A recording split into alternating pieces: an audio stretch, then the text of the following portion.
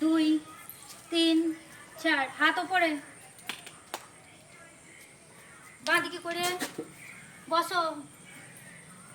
হাত সামনে এবার এমনি করো বাঁ পা উঠবে ডান পা নিচে প্রণাম করো এবার বাঁ পা বাঁ হাতের কাছে ডান পা ডান হাতের কাছে উঠবে হলো হাত করে আঙ্গুল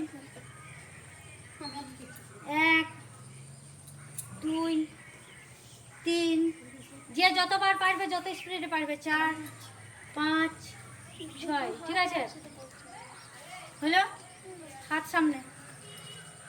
ঘোরাও 1 2 3 4 গুনে গুনে ঘোরাবে একবার সোজা হলো একবার উল্টো দিকে 1 2 আমি কম করে দেখিয়ে দিচ্ছি বাড়িতে তোমরা বেশি করে প্র্যাকটিস করবে হলো